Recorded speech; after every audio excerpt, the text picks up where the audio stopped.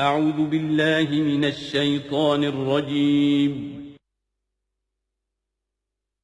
بسم اللہ الرحمن الرحیم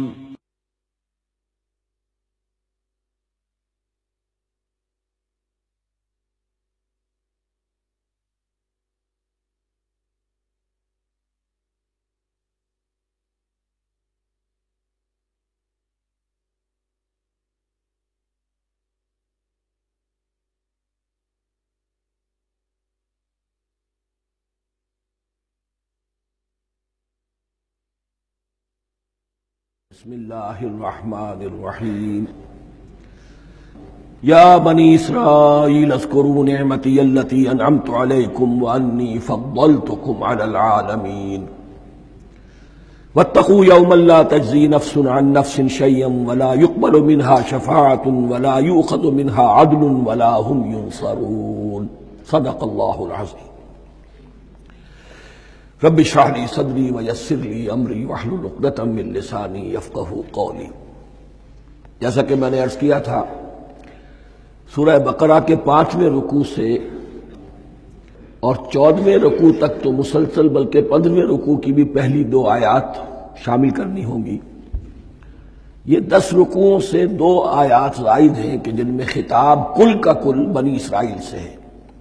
البتہ اس میں یہ فرق ہے کہ پہلا رکوع جو ہے وہ ان کو دعوت پر مشتمل ہے، نبی اکرم صلی اللہ علیہ وسلم پر ایمان لانے کی پرزور دعوت۔ بقیہ یہ 9 رکوع جو ہیں یہ ان پر فرد قرارداد جرم ہے جو عائد کی جا رہی ہے۔ ہم نے تمہارے ساتھ یہ احسان و اکرام کیا، تم پر یہ فضل کیا، یہ کرم کیا، تمہیں یہ حیثیت دی، تمہیں یہ مقام دیا، تم نے اس طور سے اپنے اس مشن کی خلاف ورزی کی، اپنے مقام اور مرتبے کو چھوڑ کر اور دنیا پرستی اختیار کی۔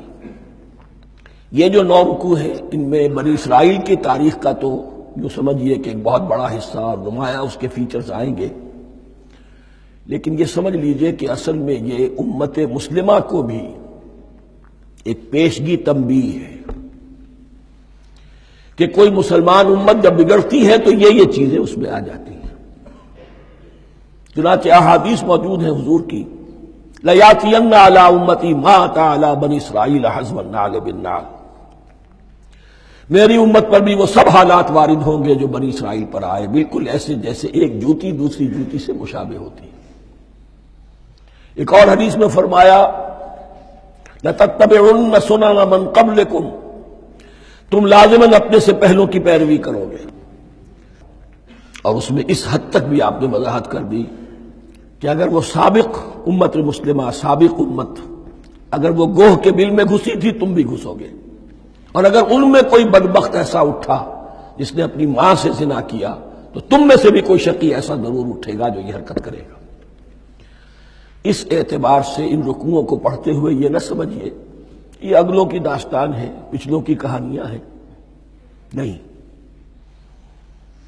خوش طرح باشد کے سر دل براں، گفت آیت در حدیث دیگراں، یہ ہمارے لیے ایک آئینہ ہے اور ہمیں ہر مرحلے پر سوچنا ہوگا، دروں بینی کرنی ہوگی، انٹروسپیکشن، کہ کہیں اسی گمراہی میں ہم مبتلا تو نہیں۔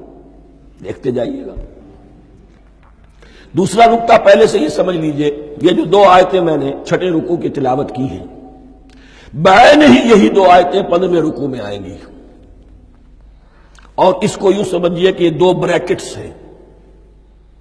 9 رکوعوں کا مضمون ان 2 بریکٹس کے درمیان ہے۔ یہ 2 آیتیں یہاں سے بریکٹ شروع ہو رہی ہیں، وہ 2 آیتیں ان پر بریکٹ ختم ہو رہی ہیں، بعین ہی وہی آیات۔ ایک آیت میں تو شوشے کا بھی فرق نہیں، دوسری آیت میں صرف ترتیب بدلی ہے، مضمون وہی ہے۔ اس کے مابین جو کچھ ہے، اس سے باہر یہ جو 5واں رکوع تھا، اس کے مضامین گویا کہ ضرب کھا رہے ہیں بریکٹ کے اندر کے سارے مضامین سے۔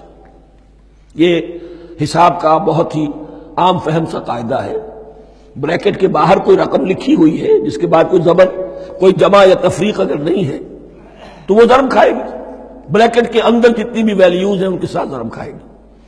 تو گویا کہ ہر قدم پر حضور پر دعوت، ایمان لانے کی دعوت اس پورے معاملے میں موجود ہے، اس لیے کہ اس میں بعض آیتیں ایسی آ گئی ہیں، ایک زیادہ نمایاں ایک کم نمایاں، جن سے کچھ لوگوں کو بغالتا ہوا یا کچھ لوگوں نے فتنہ پیدا کیا جان بوجھ کر۔ یہ فتنہ ایک بار پیدا ہوا تھا اکبر کے زمانے میں دین الہی کی شکل میں، کہ صرف خدا کو مان لینا، آخرت کو مان لینا اور نیک اعمال کرنا نجات کے لیے کافی ہے، کسی رسول پر ایمان لانا ضروری نہیں ہے۔ یہ صوفیاء میں بھی یہ فتنہ بہت بڑے پیمانے پر آیا۔ مسجد مندر ہکڑو نور، مسجد میں اور مندر میں ایک ہی نور ہے، سب مذاہب ایک ہی ہے، سارا فرق جو ہے شریعتوں کا ہے، عبادت کی ظاہری شکل کا ہے، وہ ہے رسولوں سے متعلق۔ رسولوں کو بیچ میں سے نکال دیجئے تو یہ دین الہی رہ جائے گا، اللہ کا دین۔ اتنا بڑا فتنہ تھا کہ جب ہندوستان میں سیاسی اعتبار سے، حکومت کے اعتبار سے مسلمانوں کا اقتدار چوٹی پر تھا، کلائمیکس پر، اکبر اعظم،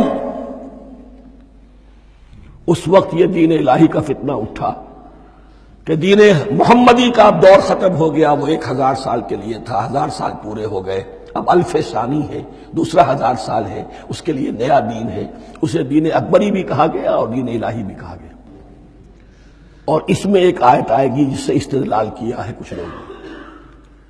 اس صدی میں پھر یہ فتنہ اٹھا تھا گاندھی کے فلسفے کے ذریعے سے، اور ایک بہت بڑا نابغہ انسان مسلمانوں میں سے، بہت بڑا نابغہ، جینیس، ابوالکلام آزاد، وہ بھی اس فتنے کا شکار ہو گیا۔ متحدہ قومیت، چنانچہ گاندھی اپنی پرارتھنا میں کچھ قرآن کی تلاوت بھی کراتا تھا، کچھ گیتا بھی پڑھواتا تھا، کچھ اپنشدوں سے، کچھ بائبل سے، کچھ گرو گرنتھ سے، معلوم ہو یہ سب ٹھیک ہے، سب ایک ہے، سب لوگوں کو ایک ہونا چاہیے، ایک قوم ہونا چاہیے، مذہب تو انفرادی معاملہ ہے، کوئی مسجد میں چلا جائے، کوئی مندر میں چلا جائے، گردوارے میں چلا جائے، کوئی چرچ میں چلا جائے، کوئی سینیگاگ میں چلا جائے، کیا فرق واقع ہوتا ہے؟ اس کا توڑ یہی ہے کہ سمجھ لیجئے یہ جو 7 آیتیں ہیں 5ویں رکوع کی، یہ ہے بریکٹ کے باہر، اور یہ ضرب کھا رہی ہے مسلسل۔ اس بریکٹوں کے درمیان جتنی بھی مضمون آ رہا ہے وہ سب ان کے تابع ہوگا، گویا کہ جہاں تک حضور پر ایمان لانے کا معاملہ ہے وہ انڈرسٹوڈ سمجھا جائے گا، مقدر سمجھا جائے گا ہر مرحلے پر ان 2 بریکٹوں کے مابین۔ اب چلیے بسم اللہ۔ یا بنی اسرائیل اذکروا نعمتی التی انعمت علیکم وانی فضلتکم علی العالمین، اے اسرائیل کی اولاد، یاد کرو میرے اس انعام کو جو تم پر ہوا، اس کی وضاحت میں کر چکا ہوں، لیکن یہاں جو الفاظ آ رہے ہیں بہت زوردار، وَأَنِّي فَضَّلْتُكُمْ عَلَى الْعَالَمِينَ، میں نے تمہیں فضیلت عطا کی تمام جہانوں پر۔ یہاں ایک قاعدہ نوٹ کر لیجئے، عربی نحو کا قاعدہ یہ ہے کہ کہیں ظرف جس میں کوئی شے ہے، ظرف کی جمع لے لیتے ہیں، مراد ہوتا ہے مظروف، ظرف کے اندر جو شے ہے اس کی جمع۔ تمام جہانوں پر فضیلت، کیا فرشتوں پر بھی فضیلت؟ نہیں، جہان والوں پر، تمام اقوام عالم پر تمہیں فضیلت عطا کی، یہ مطلب ہے اس کا۔ تمام عالموں پر، تمام جہانوں پر، یعنی تمام جہان والوں پر، اس انسان عالم انسانیت کے اندر جتنے بھی مختلف گروہ ہیں، نسلیں ہیں، طبقات ہیں، ان میں فضیلت۔ وَاتَّقُوا يَوْمًا لَا تَجْزِي نَفْسٌ عَن نَفْسٍ شَيْئًا، میں عرض کر چکا ہوں، اب تیسری مرتبہ پھر عرض کر رہا ہوں، اصل شیخ آخرت، محاسبہ آخرت، یہ مستحضر ہوگا تو انسان سیدھا رہے گا۔ اس میں کمزوری آ جائے، ضعف آ جائے تو باقی ایمان باللہ، ایمان بالرسالت، یہ نہ معلوم کیا کیا شکلیں اختیار کر لیں۔ دیکھیے اس آیت کے اندر 4 اعتبارات سے محاسبہ آخرت کا زور ہے۔ وَاتَّقُوا يَوْمًا، ڈرو اس دن سے، لا تجزی نفس عن نفس شیئا، جس دن کوئی جان کسی دوسرے کے کام نہ آ سکے گی، ولا يقبل منها شفاعہ، اور نہ کسی سے کوئی سفارش یا شفاعت قبول کی جائے گی، کیٹیگوریکل ڈینائل، ولا يؤخذ منها عدل، نہ کسی سے فدیہ قبول کیا جائے گا، ولا هم ينصرون، اور نہ انہیں کوئی مدد مل سکے گی۔ ہم نے طرح طرح کے عقیدے، شفاعت باطلہ کا تصور، اہل عرب سمجھتے تھے ہمیں یہ فرشتے جو ہے خدا کی بیٹیاں ہیں، یہ لات اور منات اور عزا ہم نے ان کے بت بنا رکھے ہیں، پوچھتے ہیں یہ اپنے ابا جان سے اللہ کی بیٹیاں ہیں نا، لاڈلی بیٹیاں، چھڑا لیں گے ہمارے ہاں بھی تصور ہے اولیاء اللہ چھڑا لیں گے۔ یا شفاعت باطلہ، خود حضور کی شفاعت کے بارے میں جو غلط تصورات ہیں، ایک شفاعت حقہ ہے، اس کی وضاحت کا یہ موقع نہیں ہے، وہ آیت الکرسی پہ جب ہم پہنچیں گے انشاءاللہ تعالیٰ اسی سورہ مبارکہ میں تو اس کی وضاحت بھی ہوگی۔ یہ سارے جو ہم نے جو گھڑ رکھے ہیں خیالات، ان کی نفی اس آیت کے حوالے سے کی۔ وَاتَّقُوا يَوْمًا لَا تَجْزِي نَفْسٌ عَن نَفْسٍ شَيْئًا، کوئی انسان دوسرے انسان کے کام نہیں آ سکتا۔ وَلَا يُقْبَلُ مِنْهَا شَفَاعَةٌ، کسی جان کی طرف سے کوئی سفارش قبول نہیں ہوگی۔ وَلَا يُؤْخَذُ مِنْهَا عَدْلٌ، نہ کوئی فدیہ قبول کیا جائے گا۔ وَلَا هُمْ يُنصَرُونَ، نہ انہیں کوئی مدد مل سکے گی۔ اب اس کے بعد اللہ تعالیٰ کے احسانات اور ان کی طرف سے جو ناشکریاں ہوئی ہیں ان کی بڑی تفصیل کے ساتھ اب بات چلے گی، تفصیل نہیں تیزی کے ساتھ۔ یہ واقعات کئی 100 برس کے ہیں، لیکن ایک تو یہ کہ ان کی تفاصیل مکی صورتوں میں آ گئی ہیں، سب سے زیادہ سورہ اعراف میں ملے گی، اور بھی کئی صورتوں میں آپ کو مل جائے گی۔ یہاں پر تو پے بپے، جیسے کہ ایک قرارداد جرم کسی پر کی جاتی ہے تو اس میں سب گنوائے جاتے، تم نے یہ کیا، یہ کیا، یہ کیا۔ وَإِذْ نَجَّيْنَاكُم مِّنْ آلِ فِرْعَوْنَ، اور ذرا یاد کرو جب کہ ہم نے تمہیں نجات دی تھی فرعون کی قوم سے۔ يَسُومُونَكُمْ سُوءَ الْعَذَابِ، وہ تمہیں بدترین عذاب میں مبتلا کیے ہوئے تھے۔ يُذَبِّحُونَ أَبْنَاءَكُمْ وَيَسْتَحْيُونَ نِسَاءَكُمْ، تمہارے بیٹوں کو ذبح کر ڈالتے تھے اور تمہاری عورتوں کو زندہ رکھتے تھے۔ عورتیں تو پھر ان کے کام آتی تھی، گھر میں کام کاج کے لونیاں بنتی تھی، گھروں میں ڈال دیتے تھے، لیکن لڑکوں کو، اور یہ 2 موقع پر ہوا ہے بنی اسرائیل کے ساتھ، یہ بعد میں انشاءاللہ اس کی تفصیل آئے گی۔ وَفِي ذَلِكُمْ بَلَاءٌ مِّن رَبِّكُمْ عَظِيمٌ، اور یقیناً اس میں تمہارے رب کی طرف سے تمہارے لیے بڑی آزمائش تھی۔ وَإِذْ فَرَقْنَا بِكُمُ الْبَحْرَ، اور یاد کرو جب کہ ہم نے تمہارے لیے سمندر کو پھاڑ دیا یا دریا کو پھاڑ دیا۔ یہ ایک مختلف فی بات ہے کہ کس جگہ سے کراس کیا تھا بنی اسرائیل نے ایجپٹ سے سینائی پیننسولا آنے کے لیے، جزیرہ نما سینا میں۔ ایک رائے یہ کہ دریائے نیل کو کراس کر کے گئے ہیں، لیکن یہ بات غلط ہے، دریائے نیل تو مصر کے اندر ہے، وہ کبھی بھی مصر کی حد نہیں بنا۔ کسی کی رائے یہ ہے کہ جو خلیج سویز ہے، بحر قلزم جو ہے، ریڈ سی، وہ اوپر جا کر 2 کھاڑیوں میں تبدیل ہو جاتا ہے، خلیج عقبہ مشرق کی طرف اور خلیج سویز مغرب کی طرف، اور ان کے درمیان میں یہ سینائی پیننسولا جو ہے یہ تکون ہے، جیسے ہندوستان بھارت تکون ہے، ایسے یہ پیننسولا ہے، انڈین پیننسولا، سینائی پیننسولا۔ اور یہ سویز کینال تو بعد میں بنی ہے۔ خلیج سویز اور میڈیٹرینین بحیرہ روم کے درمیان یہ کچھ چھوٹی چھوٹی، اگرچہ چھوٹی تھی سمندر کے لحاظ سے، بہت بڑی بڑی جھیلیں تھیں، اور ان جھیلوں ہی کو پھر جوڑ جوڑ کر درمیان میں جو خشکی تھی اس کو کاٹ کر سویز کینال بنائی گئی ہے۔ تو اب تو یہ مسلسل ایک رابطہ ہے، لیکن معلوم ہوتا ہے کہ یا تو خلیج سویز کو کراس کیا ہے حضرت موسیٰ علیہ السلام نے، اور یہی میری رائے زیادہ یہی ہے، اس لیے کہ کوہ طور جو ہے وہ اس پیننسولا کی ٹپ پر ہے، نیچے ہے یہاں، جہاں پر بھی ان کا قیام رہا، اور جہاں پھر حضرت موسیٰ کو 40 دن کے لیے کوہ طور پر بلا کر اور پھر انہیں تورات دی گئی ہے۔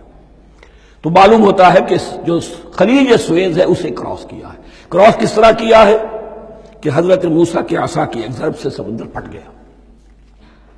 فَكَانَ كُلُّ فِرْقٍ كَالطَّوْدِ الْعَظِيمِ، دونوں طرف چٹانوں کے مانند پہاڑ کی طرح جو ہے وہ سمندر کھڑا ہو گیا، اس کے راستے سے یہ نکل گئے۔ اور پھر جب فرعون اور اپنا لشکر لے کر جب آیا ہے، اس نے سوچا ہم بھی نکل جائیں، وہ غرق ہو گئے، اس لیے کہ دونوں طرف کا پانی آپس میں مل گیا۔ یہ تھی کیفیت، اور معجزانہ کیفیت تھی، یہ کوئی فطرت کے یا نیچر کے اصول کے مطابق بات نہیں تھی، اور میں عرض کر چکا ہوں، آپ کو بتا چکا ہوں معجزہ کسے کہتے ہیں۔ وَإِذْ فَرَقْنَا بِكُمُ الْبَحْرَ فَأَنْجَيْنَاكُمْ، جب ہم نے تمہارے لیے یا تمہارے ساتھ سمندر کو پھاڑ دیا تمہارے لیے، تمہارے گزرگاہ بنانے کے لیے، تو تمہیں تو نجات دے دی۔ وَأَغْرَقْنَا آلَ فِرْعَوْنَ وَأَنْتُمْ تَنظُرُونَ، اور تمہاری نگاہوں کے سامنے فرعون کے لاؤ لشکر کو غرق کیا، تم دیکھ رہے تھے، یہ گزر چکے تھے، اس ساحل پر کھڑے ہیں، ادھر سے یہ داخل ہوئے ہیں اور پانی دونوں طرف سے آ کر مل گیا اور یہ غرق ہو گئے۔ وَإِذْ وَعَدْنَا مُوسَىٰ 40 لَيْلَةً، اور یاد کرو پھر جب کوہ طور پر ہم نے موسیٰ کو 40 دن کے لیے بلایا۔ ثُمَّ اتَّخَذْتُمُ الْعِجْلَ، ان کی غیر حاضری میں تم نے بچھڑے کی پرستی شروع کر دی، اسے معبود بنا لیا، من بعدہ، اس کی غیر موجودگی میں، وَأَنْتُمْ ظَالِمُونَ، تم بہت بڑا ظلم تھا جس کا ارتکاب کیا۔ ان الشرک لظلم عظیم، عظیم ترین ظلم جو ہے وہ شرک ہے، اور شرک جلی کی یہ شکل کہ بچڑے کو پوج لے۔ ثم عفونا عنکم من بعد ذلک، پھر ہم نے تمہیں اس کے بعد بھی معاف کیا، یہ ہمارا کرم رہا ہے، ہماری رحمت رہی۔ من بعد ذلک لعلکم تشکرون، تاکہ تم شکر کرو۔ وَإِذْ آتَيْنَا مُوسَى الْكِتَابَ وَالْفُرْقَانَ لَعَلَّكُمْ تَهْتَدُونَ، اور یاد کرو جب کہ ہم نے موسیٰ کو کتاب اور فرقان عطا فرمائی۔ یہ فرقان حق اور باطل کے درمیان فرق کر دینے والی چیز، اور کتاب عام طور پر جو آتا ہے وہ شریعت کے لیے آتا، شریعت بھی دی، کتاب بھی دی، اور فرقان بھی دیا، لعلکم تہتدون، تاکہ تم ہدایت پاؤ۔ وَإِذْ قَالَ مُوسَىٰ لِقَوْمِهِ، اور یاد کرو جب کہ کہا تھا موسیٰ نے اپنی قوم سے، یا قوم انکم ظلمتم انفسکم باتخاذکم العجل، اے میری قوم کے لوگوں، یقیناً تم نے اپنے اوپر بڑا ظلم کیا ہے بچڑے کو معبود بنا کر۔ فتوبوا الی بارئکم، پس توبہ کرو اپنے پروردگار، اپنے خالق کی جناب میں۔ باری اللہ تعالیٰ ہے، باری۔ فاقتلوا انفسکم، تو قتل کرو اپنے آپ کو۔ یہ چیز جو ہے تورات میں تفصیل سے آئی ہے، قرآن میں نہیں ہے۔ اسی اعتبار سے میں نے آپ کو بتایا تھا کہ تورات کا مطالعہ اس اعتبار سے مفید ہے کہ بہت سے واقعات کا قرآن میں ذکر ہے، اجمالاً اشارہ ہے، اس کی تفصیل کے لیے ہمیں تورات سے رجوع کرنا پڑتا ہے، ورنہ یہ کہ اس آیت کا صحیح مفہوم واضح نہیں ہوگا۔ فاقتلوا انفسکم، اپنے آپ کو قتل کرو، کیا معنی؟ یہ قتل مرتد کی سزا ہے۔ وہاں معلوم ہوتا ہے کہ حضرت موسیٰ نے یہ حکم دیا، 12 قبیلے تھے، ہر قبیلے میں سے کچھ لوگوں نے یہ کفر اور شرک کیا، باقی لوگوں نے نہیں کیا۔ انہیں حکم دیا گیا کہ اپنے قبیلے کے لوگ ان کو قتل کریں جو ان کے قبیلے میں سے اس کفر کے مرتکب ہوئے۔ انفسکم سے مراد یہ اپنے قبیلے کے لوگوں کو تم قتل کرو، اس لیے کہ قبائلی زندگی جو ہوتی ہے آپ کو معلوم ہے، اس میں کوئی اور قبیلہ ہاتھ لگا دے تو قبائلی عصبیت بھڑک اٹھے گی۔ 70,000 یہودی قتل ہوئے، اس سے بڑی توبہ اور ممکن نہیں، اس سے بڑا پرج، کسی بھی آئیڈیالوجیکل پارٹی کے اندر پرج بہت ضروری ہوتا ہے۔ کچھ لوگ آ گئے ایک نظریے کو قبول کر کے، رفتہ رفتہ نظریہ اوجل ہو گیا، کچھ مفادات، کچھ چودراہٹیں، یہ مقدم ہو گئی، اسی سے جماعتیں خراب ہوتی ہیں، غلط راستے پہ پڑ جاتی ہیں، تحریکیں بھٹک جاتی ہیں۔ تو آئیڈیالوجیکل پارٹی، نظریاتی جماعتیں پرج کرتی رہتی ہیں کہ جو بھی ہمارے نظریے سے ہٹ گئے اب ان کو ہم کاٹ کر علیحدہ کر۔ یہی سے قتل مرتد، تو یہ چیز حدیث میں ہے یا پھر قرآن میں یہاں ہے۔ اس حوالے سے جو لوگ ہمارے ہاں بعض علماء بھی ہیں، جدید دانشور ہیں، جو قتل مرتد کی جو حد ہے اسلام میں اس کو تسلیم نہیں کرتے، لیکن میرے نزدیک یہ شریعت موسوی کا تسلسل ہے کہ شریعت موسوی کی جس شے کو بدلا نہ گیا ہو، جس کے بارے میں صراحتاً یہ معلوم نہ ہو کہ یہ شے تبدیل کر دی گئی، تو وہ شریعت محمدی کا جز بن گئی۔ زنا پر رجم کا معاملہ بھی یہی ہے۔ قرآن مجید میں رجم کی صحیح آیت کوئی موجود نہیں ہے، حدیث میں ہے۔ قرآن مجید میں مرتد کے قتل کے لیے کوئی آیت موجود نہیں ہے، حدیث میں ہے، سنت میں ہے، اور دونوں کی کا جو منبع ہے وہ اصل میں تورات ہے۔ تو اس بات کو اچھی طرح نقل کر دیجئے۔ یہ جگہ اکثر لوگ جو ہے یہاں بہت سرسری طور سے گزر جاتے ہیں، یہ بہت اہم ہے۔ اور اس کے لیے تورات کی طرف رجوع کیجئے۔ 70,000 6 لاکھ کل تھے جب یہ مصر سے نکلے ہیں، 6 لاکھ تھے۔ کتنے عرصے کے بعد پیننسولا پہنچے ہیں، سینائی پیننسولا میں اور طور میں، کچھ اور ان کی تعداد بڑھ گئی ہوگی، لیکن یہ کہ ان میں سے 70,000 کو قتل کیا اپنے ہاتھوں سے۔ ہر قبیلے نے اپنے جو مرتد تھے ان کو اپنے ہاتھ سے قتل کیا۔ فَتُوبُوا إِلَىٰ بَارِئِكُمْ فَاقْتُلُوا أَنفُسَكُمْ ذَٰلِكُمْ خَيْرٌ لَكُمْ عِندَ بَارِئِكُمْ، یہی تمہارے لیے تمہارے رب کے نزدیک بہتر بات ہے۔ فَتَابَ عَلَيْكُمْ، تو اللہ نے تمہاری توبہ قبول کر لی۔ توبہ قبول کس طرح ہوئی؟ یہ تزکیہ ہوا ہے امت کا کہ ان میں سے جن لوگوں نے اتنی بڑی غلط حرکت کی ہے ان کو کاٹ کر، ذبح کر کے، ان کو قتل کر کے پھینک دیا۔ انہ هو التواب الرحیم، یقیناً وہ تو ہے ہی بہت توبہ کا قبول فرمانے والا اور بہت رحم فرمانے والا۔ وَإِذْ قُلْتُمْ يَا مُوسَىٰ لَن نُّؤْمِنَ لَكَ حَتَّىٰ نَرَى اللَّهَ جَهْرَةً، ایک اور واقعہ ان کی تاریخ کا۔ اور یاد کرو جب کہ تم نے کہا تھا اے موسیٰ ہم تو تمہاری بات نہیں مانیں گے۔ ایمان کے بعد جب لام کا حرف آئے تو اس کے معنی صرف تصدیق کے ہوتے ہیں۔ لن نؤمن لک، ہم آپ کی بات کی تصدیق نہیں کریں گے، حتی نر اللہ جہرۃ، جب تک کہ ہم دیکھ نہ لیں اللہ کو عیاناً۔ ہمیں کیا پتا اللہ نے یہ کتاب دی آپ کو، آپ تو لے کر آ گئے۔ ہمارے سامنے تو پتھر کی کچھ تختیاں ہیں، اس پہ کچھ لکھا ہوا، کس نے لکھا ہمیں کیا پتا۔ اب دیکھیے ایک حضرت موسیٰ کی خواہش تھی رب ارنی انظر الیک، وہ کچھ اور شے تھی۔ یہ تخریبی ذہن ہے جو یہ کہہ رہا ہے کہ ہم بھی چاہتے ہیں کہ اللہ کو اپنی آنکھوں سے دیکھیں اور معلوم ہو کہ واقعی اس نے یہ کتاب آپ کو دی ہے۔ فَأَخَذَتْكُمُ الصَّاعِقَةُ، تو تمہیں آ پکڑا ایک بہت بڑی کڑک نے، ایک بہت بڑی کڑک ہوئی اور سب کے سب مردہ ہو گئے۔ وَأَنْتُمْ تَنظُرُونَ، تمہارے دیکھتے دیکھتے ایک کڑک نے تمہیں آ لیا۔ ثُمَّ بَعَثْنَاكُم مِّن بَعْدِ مَوْتِكُمْ، پھر ہم نے تمہیں دوبارہ اٹھایا تمہاری موت کے بعد۔ بعض لوگ اس کی یہ تعویل کر رہے ہیں کہ یہ موت نہیں تھی بلکہ بے ہوش ہو گئے تھے، یعنی جو بھی کڑک تھی اس کی وجہ سے سب کے سب بے ہوش ہو کے گر گئے۔ لیکن میرے نزدیک یہاں تعویل کی ضرورت نہیں، بعث بعد الموت اللہ کے لیے کوئی مشکل نہیں۔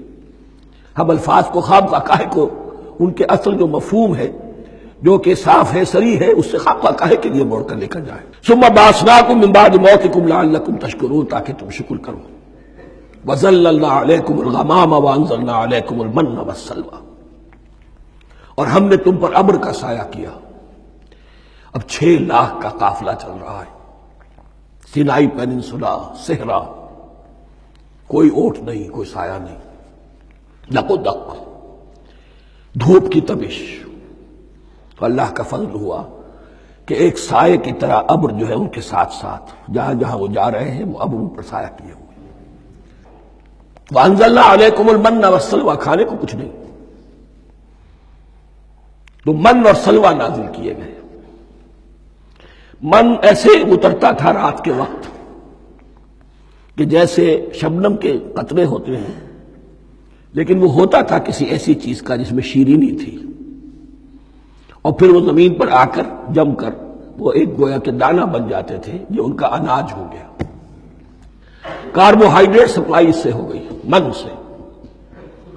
اور سلوہ ایک خاص قسم کا پرندہ بٹیر کی شکل کا جو بے پناہ بڑی تعداد میں ان کے بڑے بڑے جھنڈ آتے تھے شام کے وقت، اور وہ ان کے ڈیرا جہاں ہوتا تھا اس کے گرد وہ اتر آتے تھے، اور رات کی تاریکی میں یہ آسانی سے ان کو پکڑتے تھے، ان کو کھاتے تھے بھون کر، اور یہ ان کی پروٹین ہو گئی۔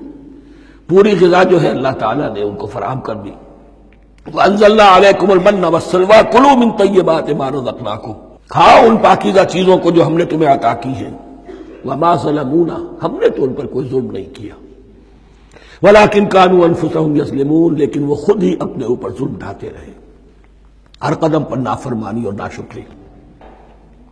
اس کی بھی ناشکری آگے آ جائے گی چل کر، من و سلوہ سے بھی ناشکری کی انہوں نے۔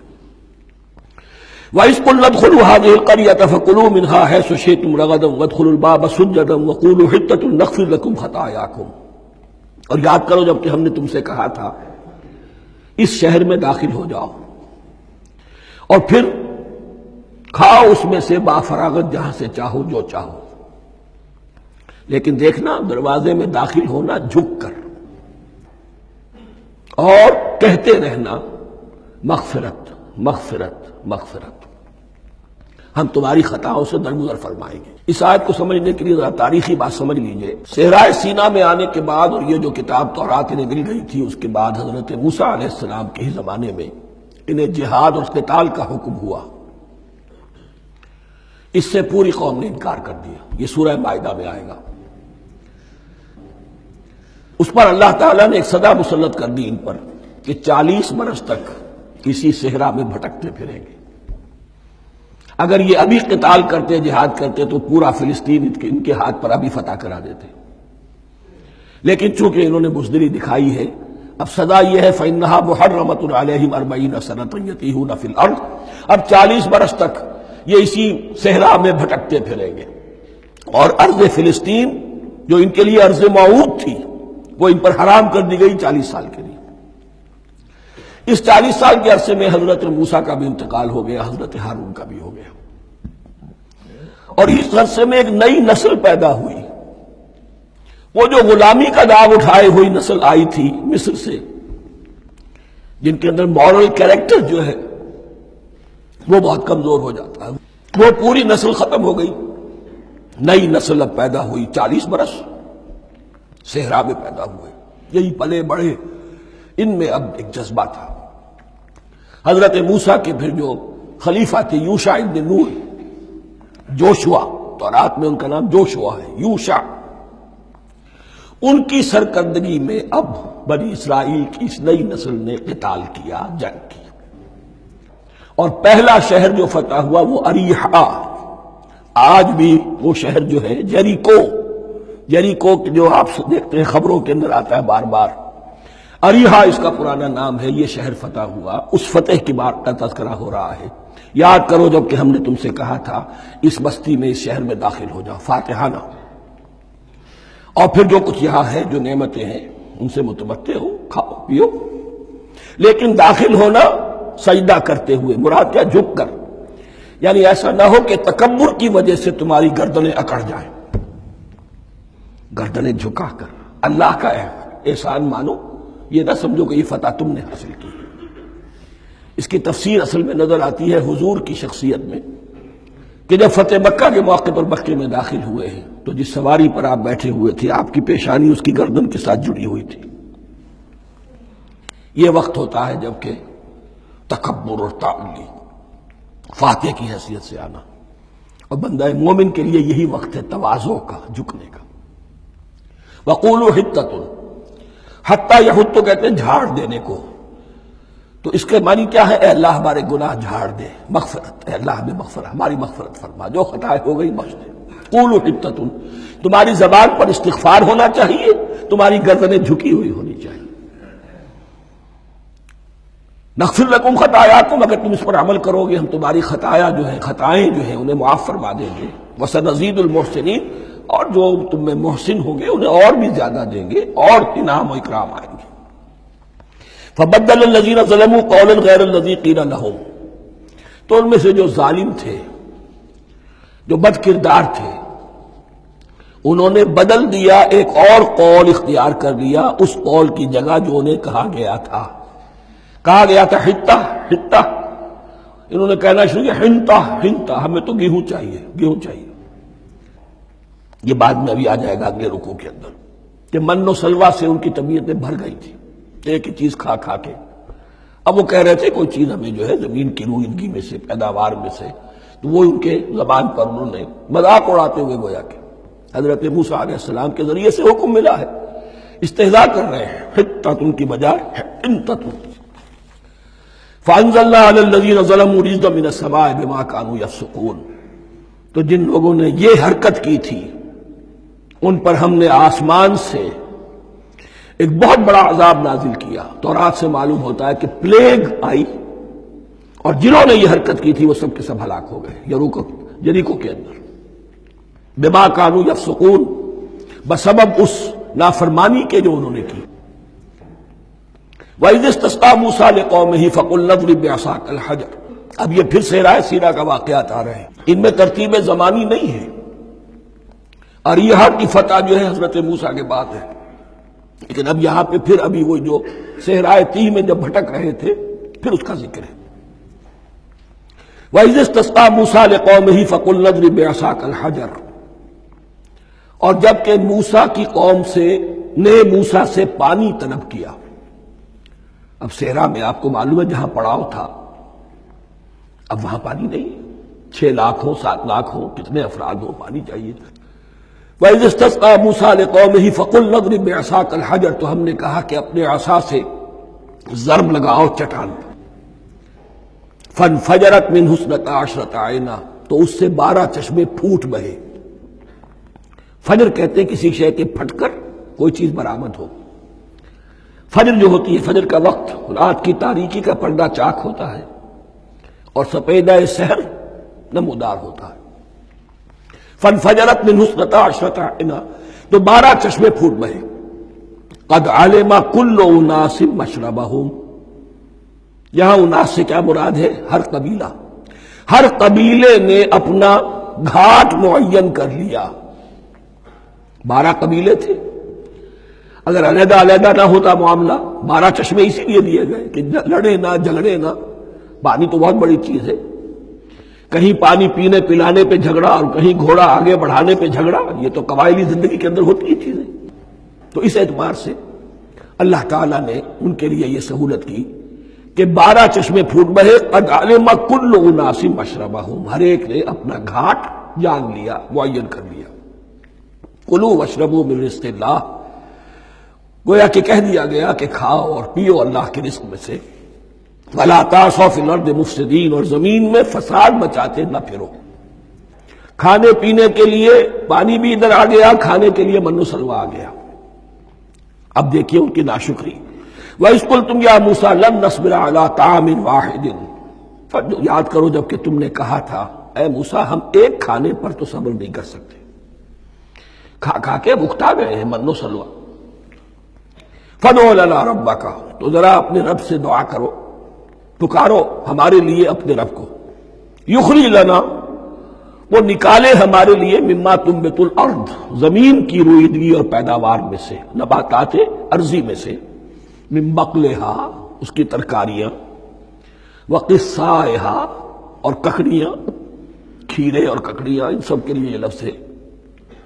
وفومہا، ایک ترجمہ گیہوں کیا گیا ہے لیکن میرے نزدیک زیادہ صحیح ترجمہ ہے لہسن، اور سرائے کی زبان میں بھی اور ممکن ہے کہ سندھی میں بھی ہو تھوم، تھوم کہتے ہیں لہسن کو، یہ فوم کی بدلی ہوئی شکل ہے، اس لیے کہ یہی علاقہ ہے جس میں عرب آئے تھے، تو عربوں کی زبان کے بہت سے الفاظ جو ہیں اس سرائے کی زبان میں خاص طور پر وہ بہت زیادہ، تو تھوڑی سی شکل بدل کر وہ کافی تعداد میں موجود ہے۔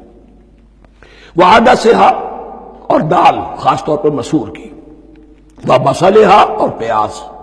اب جو چٹخارے جس سے بنتے ہیں سالن کے، ان کی زبانیں وہ چٹخارے مانگ رہی۔ ظاہر بات ہے کہ اگر وہ سلوا بھی تھا، بٹیرا ہے، اسے آگ کے اوپر ذرا سا تپایا اور کھایا، تو ایک ہی خاص قسم کی غذا ہے جو چل رہی ہے۔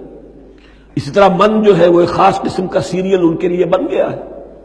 لیکن یہ جو چٹخارے ہیں یہ تو لہسن سے ہے، پیاز سے ہے، ترکاریوں سے ہے، ان تمام چیزوں سے، دال کا اپنا ایک ذائقہ ہے۔ قَالَ تَسْتَبْدِلُونَ الَّذِي هُوَ أَدْنَىٰ بِالَّذِي هُوَ خَيْرٌ، حضرت موسیٰ نے فرمایا کیا تم وہ شے بدلے میں لینا چاہتے ہو اس کے، کیا وہ شے جو کمتر ہے بدلے میں چاہتے ہو اس کے کہ جو بہتر ہے؟ من و سلوہ کہیں بہتر ہے اللہ کی طرف سے تمہیں دیا گیا ہے، تم اس سے تمہارا جی بھر گیا ہے، اس کو ہاتھ سے دے کر چاہتے ہو کہ یہ ادنا چیزیں تمہیں ملے۔ اہبطوا مصرا، اب یہ لفظ آ گیا اہبطوا۔ اب ظاہر بات ہے یہ آسمان سے زمین پر اترنے کے لیے لفظ نہیں ہے اہبطوا، یہاں اس کا ترجمہ صحیح ہوگا سیٹل ڈاؤن سم ویئر۔ اگر زمین کی یہ چیزیں چاہیے تو کہیں سیٹل ہو جاؤ اور کاشت کرو، بیج ڈالو، آبیاری کرو، یہ ساری چیزیں تمہیں مل جائیں۔ اہبطوا مصرا، کہیں سیٹل ڈاؤن ہو جاؤ، کہیں اتر پڑو کسی بستی میں، کسی علاقے میں۔ فَإِنَّ لَكُمْ مَا سَأَلْتُمْ، تمہیں مل جائے گا جو کچھ کہ تم نے مانگا۔ وَضُرِبَتْ عَلَيْهِمُ الذِّلَّةُ وَالْمَسْكَنَةُ وَبَاءُوا بِغَضَبٍ مِّنَ اللَّهِ۔ اب یہ ہیں ان کی وہ خباثتیں، ان کے وہ ناشکریاں، ان کی وہ معصیتیں، ان پر جو آخری حکم دیا جا رہا ہے، جو اگر آپ برا نہ مانیں تو میں عرض کروں گا آج یہود پر اتنا اپلیکیبل نہیں ہے جتنا مسلمانوں پر ہے۔ ضربت علیہم الذلۃ والمسکنۃ وباؤوا بغضب من اللہ۔ ذلت اور مسکنت، کم ہمتی ان پر تھوپ دی گئی۔ ضربت علیہم، it was heaped upon them. The humiliation was heaped upon them. ضربت علیہم الذلۃ والمسکنۃ وباؤوا بغضب من اللہ، اور وہ اللہ کا غضب لے کر لوٹے۔ وہی امت جس کے بارے میں فرمایا وَأَنِّي فَضَّلْتُكُمْ عَلَى الْعَالَمِينَ، اسی امت کا پھر یہ حشر ہوا۔ کیوں ہوا؟ نافرمانی۔ تمہیں کتاب دی تھی کہ تم پیروی کرو، تمہیں کتاب دی تھی کہ اسے قائم کرو۔ وَلَوْ أَنَّ أَهْلَ الْكِتَابِ أَقَامُوا التَّوْرَاةَ وَالْإِنْجِيلَ وَمَا أُنزِلَ إِلَيْهِم مِّن رَّبِّهِمْ لَأَكَلُوا مِن فَوْقِهِمْ وَمِن تَحْتِ أَرْجُلِهِمْ۔ اگر یہ تورات اور انجیل کو قائم کرتے، نافذ کرتے، تو نعمتیں زمین بھی اگلتی، ان کے قدموں کے نیچے سے نعمتیں جو ہیں وہ پھوٹتی، اور ان کے سروں کے اوپر سے بھی بارش ہوتی نعمتوں کی۔ لیکن اگر تم نے اس کو چھوڑ کر اپنی خواہشات، اپنے نظریات، اپنے خیالات، اپنا تمرد، اپنی سرکشی، اپنی حاکمیت، اپنی مصلحتیں، اپنی عقل، اس کو بالا تر کیا، تو پھر جو قوم اللہ کے قانون کی، اللہ کی ہدایت کی، اللہ کی کتاب کی امین ہوتی ہے دنیا میں، وہ اللہ کی ریپرزنٹیٹو ہوتی ہے، نمائندہ ہوتی ہے۔ اگر وہ اپنے عمل سے مس ریپرزینٹ کرے اللہ کو، تو وہ کافروں سے بڑھ کر مغضوب اور کافروں سے بڑھ کر مبغوض ہو جاتی ہے۔ مغضوب بھی، مبغوض بھی۔ انہیں کافروں کو تو دین پہنچانا تمہارے ذمہ تھا، تم نے دین ان کو کیا پہنچانا تھا، تم تو خود دین سے منحرف ہو گئے۔ آج اس جگہ پر امت مسلمہ کھڑی ہے کہ 1.25 بلین یا 1.5 بلین، 125 کروڑ عزت نام کی شے نہیں ہے کہ عزت نام تھا جس کا گئی تیمور کے گھر سے۔ سارے معاملات دنیا کے G7 G15 کے ہاتھ میں ہیں۔ سیکیورٹی کونسل اس کے پرماننٹ ممبر کا ویٹو ہے، اور نہ سیکیورٹی کونسل میں اور نہ کہیں کسی G7 میں، نہ G9 میں، نہ G15 میں کوئی مسلمان ملک نہیں۔ کس نمی پرست کی بھیا کیستی۔ ہماری اپنی پالیسیز کہیں اور طے ہوتی ہیں، ہمارے اپنے بجٹ کہیں اور بنتے ہیں، ہماری صلح اور جنگ کسی اور کے اشارے سے ہوتی ہے۔ ریموٹ کنٹرول، یہ ذلت اور مسکنت۔ آپ کے ریڈیو پر، ٹیلی ویژن پر خبریں آتی رہیں کہ اتنے مسلمانوں کے ساتھ یہ کر دیا، اتنی مسلمان عورتوں کی بے حرمتی کر دی، لیکن یہاں ہم بیٹھے ہوئے اپنے اپنے دھندوں میں، اپنے اپنے کاروبار میں، اپنی اپنی ملازمتوں میں، اپنے اپنے کیریئرز میں، دنیا میں کیا کچھ ہو رہا ہے۔ بہرحال اس وقت یہ جو ہے، میں نے جیسا کہ عرض کیا تھا کہ یہ ہے تاریخ بنی اسرائیل کی، لیکن خوشترا باشد کے سر دل براں، گفت آیت در حدیث دیگراں، یہ ہمارا نقشہ ہے آج اس آیت میں۔ ضربت علیہم الذلۃ والمسکنۃ وباؤوا بغضب من اللہ۔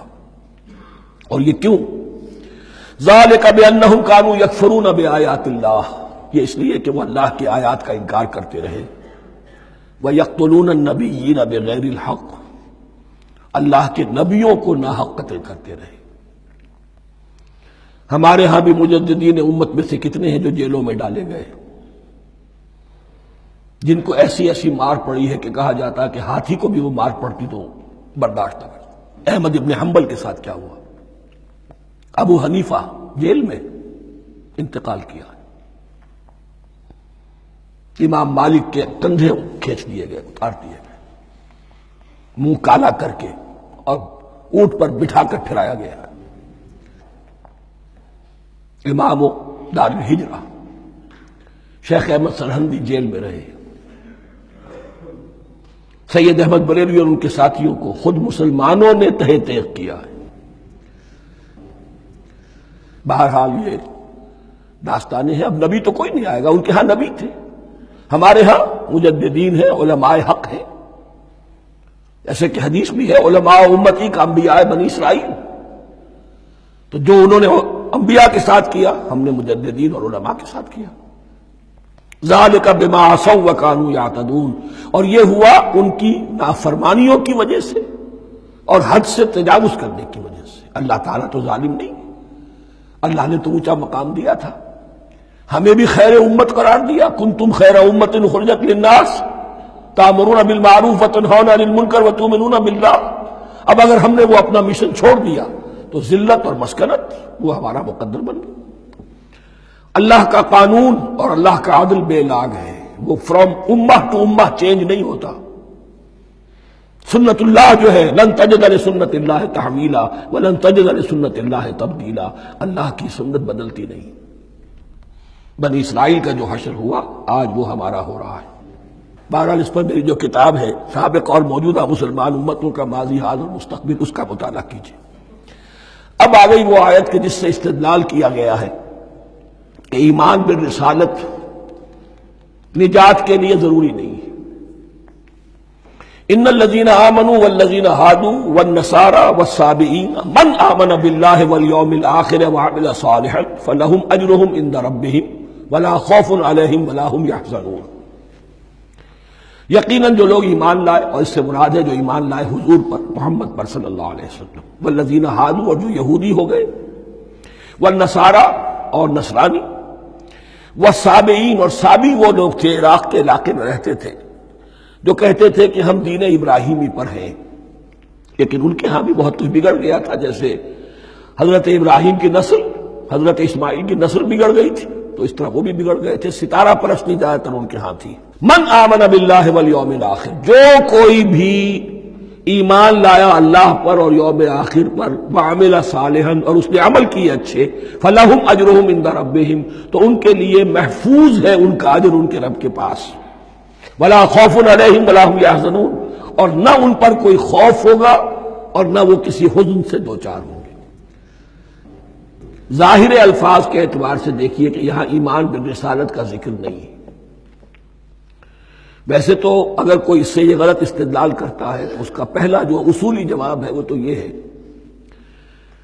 کہ ایسی حدیثیں بھی موجود ہیں، من قال لا الہ الا اللہ دخل الجنہ، تو اس کی کیا معنی ہے؟ صرف کہنے سے جنت میں داخل ہو جائیں گے، کسی عمل کی ضرورت نہیں؟ جواب یہ دیا جائے گا پورے قرآن کو سامنے رکھو، پورے حدیث کے ذخیرے کو سامنے رکھو، کسی ایک جگہ سے کوئی ایک نتیجہ نکال لینا وہ صحیح نہیں۔ لیکن اس کے علاوہ وہ اصول جو میں بیان کر چکا ہوں کہ یہ سلسلہ شروع کہاں سے ہوا ہے، 5واں رکوع، وآمنوا بما انزلت مصدقا لما معكم ولا تكونوا اول کافر به، انہیں ایمان کی زوردار دعوت سے تو یہ ساری بات شروع ہوئی ہے۔ اب فصاحت اور بلاغت کا یہ تقاضا ہے کہ بار بار اس کو دہرایا نہ جائے، وہ بات انڈرسٹوڈ رہے گی، مقدر رہے گی، سمجھی جائے گی کہ ہر جگہ پر وہ موجود ہے، اس لیے کہ ساری گفتگو ہو رہی ہے اسی کے حوالے سے۔ وآمنوا بما انزلت مصدقا لما معكم ولا تكونوا اول کافر به ولا تشتروا بآیاتی ثمنا قلیلا وإیایا فاتقون۔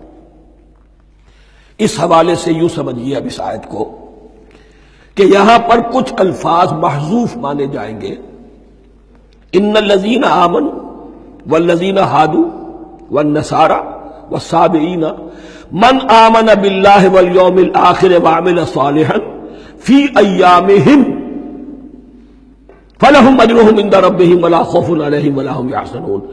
ہر دور میں جبکہ ابھی حضرت عیسیٰ نہیں آئے تھے تو جو بھی یہودی تھے اس وقت تک حضرت موسیٰ کے ماننے والے، وہ جو بھی اللہ پر ایمان رکھتے تھے اور نیک عمل کرتے تھے، آخرت کو مانتے تھے، ان کی نجات ہو جائے گی۔ لیکن حضرت عیسیٰ کے آنے کے بعد ان کو نہیں مانا، اب وہ کافر قرار۔ لیکن اب حضرت عیسیٰ کے آنے کے بعد جب تک حضور نہیں آئے، جو بھی مانتا ہے لیکن یہ کہ شرط یہی ہوگی کہ اپنے اپنے زمانے میں اصل میں نفی جس بات کی جا رہی ہے وہ یہ ہے کہ یہ نہ سمجھو کہ کسی گروہ میں ہونے سے نجات ہوتی ہے.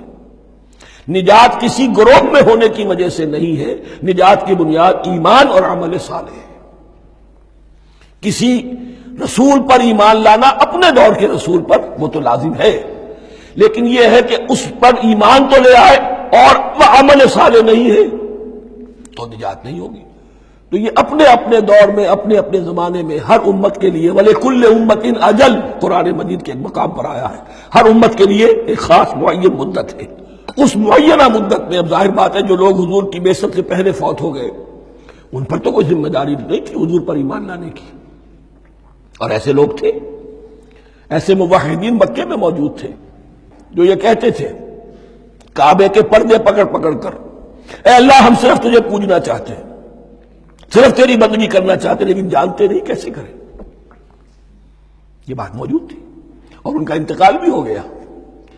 یہ زید، سعید ابن زید، سعید جو حضرت عمر کے بہنوئی تھے اور وہ عشرہ مبشرہ میں سے ہیں، ان کی اہلیہ حضرت فاطمہ بنت خطاب، ان دونوں کے ایمان کو اللہ نے ذریعہ بنایا حضرت عمر کے ایمان کا.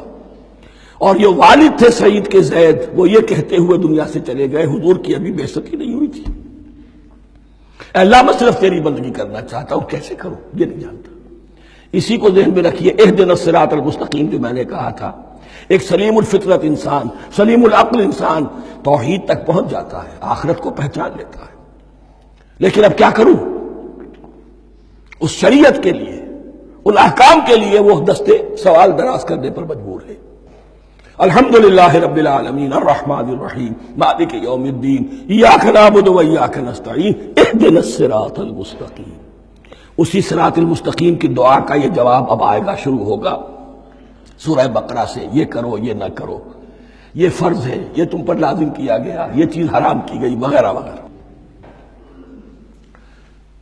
ان الذين آمنوا والذين هادوا والنصارى والصابئين من آمن بالله واليوم الآخر وعمل صالحا، اور محذوف الفاظ فی ازمنتہم، اپنے اپنے زمانے میں، یا فی ایامہم، فلہم اجرہم عند ربہم ولا خوف علیہم ولا هم یحزنون.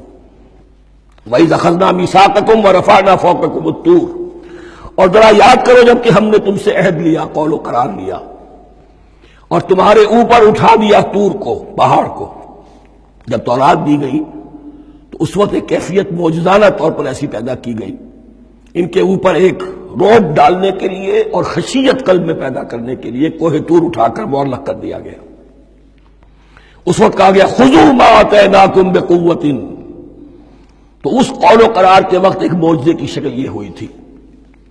وَإِذْ أَخَذْنَا مِيثَاقَكُمْ وَرَفَعْنَا فَوْقَكُمُ الطُّورَ خُذُوا مَا آتَيْنَاكُمْ بِقُوَّةٍ وَاذْكُرُوا مَا فِيهِ لَعَلَّكُمْ تَتَّقُونَ. پکڑو اس کو مضبوطی کے ساتھ جو ہم نے تمہیں دیا ہے، اس حدیث، اس کتاب کو، تورات کو، اس شریعت کو، ان احکام کو. وَاذْكُرُوا مَا فِيهِ، اور یاد رکھو اسے جو کچھ کہ اس میں ہے، لَعَلَّكُمْ تَتَّقُونَ، تاکہ تم بچ سکو. ثُمَّ تَوَلَّيْتُم مِّن بَعْدِ ذَلِكَ، پھر تم نے روگردانی کی اس کے بعد، اس میثاق کو توڑا. میثاق الست کو توڑا تھا، اور دوسرے یہ میثاق شریعت جو تم سے لیا گیا اس کو بھی توڑا. ثم تولیتم من بعد ذلك فلولا فضل اللہ علیکم ورحمتہ لکنتم من الخاسرین. پھر اگر اللہ کا فضل تمہارے شامل حال نہ ہوتا اور اس کی رحمت تمہاری دستگیری نہ کرتی رہتی، بار بار تمہیں معاف کیا، تمہیں مہلت دی، تو اگر یہ چیز نہ ہوتی تو اسی وقت سے تم خسارہ پانے والے اور تباہ ہونے والے ہو جاتے. وَلَقَدْ عَلِمْتُمُ الَّذِينَ اعْتَدَوْا مِنْكُمْ فِي السَّبْتِ، اور تمہیں خوب معلوم ہے تم میں سے وہ لوگ جنہوں نے سبت کے قانون کو توڑا، حد سے تجاوز کیا. یہ واقعہ تفصیل کے ساتھ سورہ اعراف میں آئے گا کہ ان کی شریعت میں ہفتے کا روز معین کر دیا گیا تھا، کوئی دنیاوی کام نہیں ہوگا. آج بھی وہ لوگ جو ہے سبت کو، جو بھی پریکٹسنگ جیوز ہیں، وہ اس کی پابندی کرتے ہیں اور بڑی شدت سے کرتے ہیں. لیکن ایک زمانے میں ایک خاص ان کا قبیلہ تھا کہ جس نے ایک بڑے ہی شرعی ہیلا ایجاد کر کے اس قانون کی دھجیاں بکھیری. تفصیل ہم پڑھیں گے سورہ اعراف میں.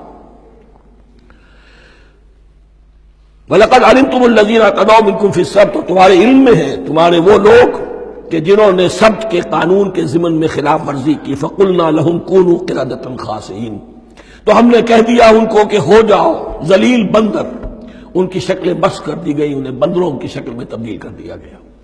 فَجَعَلْنَاهَا نَكَالًا لِمَا بَيْنَ يَدَيْهَا، پھر ہم نے اس واقعے کو یا اس بستی کو ایک بنا دیا مثال، لوگوں کے لیے ان کی عبرت کے سامان بنا دیا، ان کے لیے بھی جو سامنے موجود تھے اس زمانے کے لوگ، اور ان کے لیے بھی جو بعد میں آنے والے تھے، وَمَوْعِظَةً لِّلْمُتَّقِينَ، اور اسے ایک نصیحت، ایک سبق آموزی کی بات بنا دیا اہل تقویٰ کے لیے۔ وَإِذْ قَالَ مُوسَىٰ لِقَوْمِهِ إِنَّ اللَّهَ يَأْمُرُكُمْ أَن تَذْبَحُوا بَقَرَةً، اور یاد کرو جب کہ موسیٰ نے اپنی قوم سے کہا یقیناً اللہ تمہیں حکم دیتا ہے کہ گائے کو ذبح کرو۔ یہ واقعہ میں پہلے آپ کو بتا دوں، پھر ہم یہ آیات تیزی سے پڑھ لیں گے۔ بنی اسرائیل میں ایک شخص قتل ہو گیا عامیل نامی، اور قاتل کا پتہ نہیں چل رہا تھا۔ اللہ تعالیٰ نے حضرت موسیٰ کے ذریعے سے حکم دیا کہ ایک گائے کو ذبح کرو اور اس کے جسم کے ایک ٹکڑے سے اس مردے کو چھوؤ، وہ جی اٹھے گا اور وہ بتا دے گا میرا قاتل کون ہے۔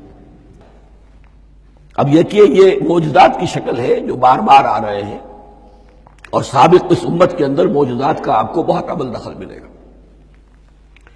اس میں ایک تو یہ کہ گائے کو ذبح کرنا، وہ گائے کے تقدس کا جو ان کے دل میں ذہن میں تھا، تو ذبح کرنے سے اس کے اوپر بھی گویا کہ ایک تلوار چلائی گئی، اور پھر انہیں دکھا بھی دیا گیا کہ ایک آدمی زندہ بھی ہو سکتا ہے، بعد سے بعد الموت کا بھی ایک نقشہ دکھا دیا گیا انہیں۔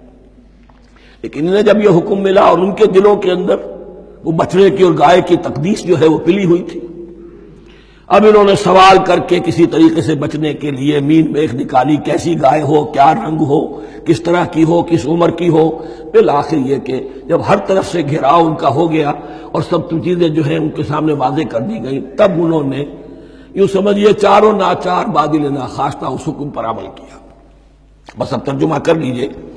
وَإِذْ قَالَ مُوسَىٰ لِقَوْمِهِ إِنَّ اللَّهَ يَأْمُرُكُمْ أَن تَذْبَحُوا بَقَرَةً، اور یاد کرو جب کہ موسیٰ نے کہا اپنی قوم سے کہ اللہ حکم دیتا ہے تمہیں کہ ایک گائے کو ذبح کرو۔ قَالُوا أَتَتَّخِذُنَا هُزُوًا، انہوں نے کہا کہ آپ ہمارے ساتھ کوئی ٹھٹھا کر رہے ہیں، مذاق اڑا رہے ہیں، یہ کیا بات آپ کہہ رہے ہیں؟ قَالَ أَعُوذُ بِاللَّهِ أَنْ أَكُونَ مِنَ الْجَاهِلِينَ، فرمایا میں اللہ کی پناہ طلب کرتا ہوں اس سے کہ میں جاہلوں میں سے ہو جاؤں، کہ میں ان دین کے معاملات کے اندر استہزاء اور تمسخر کو شامل کر دوں۔ قالوا ادع لنا ربك يبين لنا ما هي، اب انہوں نے کہا اچھا ایسی بات ہے تو ذرا اپنے رب سے دعا کیجئے کہ وہ ہم پر واضح کر دے کہ وہ کیسی ہو۔ قال انه يقول، حضرت موسیٰ نے فرمایا اللہ تعالیٰ فرماتا ہے انها بقرۃ لا فارض ولا بکر، وہ ایک ایسی گائے ہونی چاہیے کہ جو نہ بوڑھی ہو نہ بالکل بچیا ہو، عوان بین ذالک، ان کے بین بین ہو۔ فَفَعَلُوا مَا تُؤْمَرُونَ، تو اب کر گزرو جو تمہیں حکم دیا گیا۔ قَالُوا ادْعُ لَنَا رَبَّكَ يُبَيِّن لَنَا مَا لَوْنُهَا، اب انہوں نے پھر کہا ذرا ایک دفعہ اور دعا کیجئے اپنے رب سے، وہ ہمیں بتا دے اس کا رنگ کیسا ہونا چاہیے۔ قَالَ إِنَّهُ يَقُولُ إِنَّهَا بَقَرَةٌ صَفْرَاءُ فَاقِعٌ لَوْنُهَا تَسُرُّ النَّاظِرِينَ، فرمایا اللہ فرماتا ہے کہ وہ گائے ایسی ہونی چاہیے زرد رنگ، شوخ رنگ، شوخ زرد رنگ کی، چمکیلی، جو دیکھنے والوں کو خوب اچھی لگے، پسند آئے، دل میں کھب جانے والی۔ اب جو زیادہ سے زیادہ ان کے ہاں مقدس سمجھے جاتے تھے گائے، رفتہ رفتہ سوال کر کے اگر پہلے ہی حکم پر وہ کر دیتے تو کسی بھی گائے کو ذبح کر دیتے، لیکن یہاں گھیراؤ ان کا ہو رہا ہے کہ جس کی تقدس کا ان کے ذہن میں زیادہ سے زیادہ تاثر ہے اسی کو واضح کیا جائے۔ قالوا ادع لنا ربك يبين لنا ما هي، پھر انہوں نے کہا ذرا اللہ سے دعا کیجئے اور وہ ہمیں یہ بتائے کہ وہ کیسی ہو۔ ان البقرہ تشابہ علینا، یقیناً ہم کچھ شبہ میں پڑ گئے ہیں، یہ گائے کا معاملہ مشتبہ ہو گیا ہے ہم پر۔ قال انہ یقول، فرمایا اللہ فرماتا ہے انہا بقرۃ لا ذلول تثیر الارض ولا تسقی الحرث، وہ ایک ایسی گائے ہونی چاہیے کہ جو کوئی جس سے مشقت نہ لی جاتی ہو، نہ وہ ہل جوتتی ہو اور نہ وہ رہٹ کا پانی کھینچتی ہو۔ تسیر الارض، نہ تو وہ زمین کو جوتنے میں ہل چلانے میں کام نہیں لی جائے، ولا تسقی الحرث، اور نہ کھیتی کو پانی پلانے کے لیے وہ پانی کھینچنے میں استعمال کیا جائے۔ مسلمتن، اور پوری سالم ہونی چاہیے، یک رنگ، لا شیۃ فیہا، اس میں کسی دوسرے رنگ کا کوئی داغ تک نہ ہو۔ اب کیا کرتے، گھیراؤ میں آ گئے۔ قالوا الآن جئت بالحق، کہا انہوں نے کہ ٹھیک ہے اب تو آپ نے بات جو ہے پوری طریقے سے واضح کر دی۔ فذبحوها وما كانوا يفعلون، تب انہوں نے اس کو ذبح کیا اور وہ کرنے والے نہیں تھے، دل میں نہیں تھا، باذل ناخواش تھا۔ اب دیکھیے یہاں ترتیب ذرا واقعے کی جو ہے مختلف ہو گئی ہے۔ جو اس ذبح بقرہ کا سبب تھا وہ بعد میں بیان ہو رہا ہے یہاں، تورات میں چونکہ واقعات کو اس طریقے سے بیان کیا ہے لہذا وہاں ترتیب دوسری ہے۔ وَإِذْ قَتَلْتُمْ نَفْسًا فَادَّارَأْتُمْ فِيهَا، اور یاد کرو جب کہ تم نے ایک جان کو قتل کیا تھا اور اس کا الزام تم ایک دوسرے پر لگا رہے تھے، یعنی کسی کا پتہ نہیں چل رہا تھا قاتل کون ہے۔ وَاللَّهُ مُخْرِجٌ مَا كُنتُمْ تَكْتُمُونَ، اور اللہ تعالیٰ فیصلہ کر چکا تھا کہ جو کچھ تم چھپا رہے ہو اسے نکال کر رہے گا، واضح کرے گا۔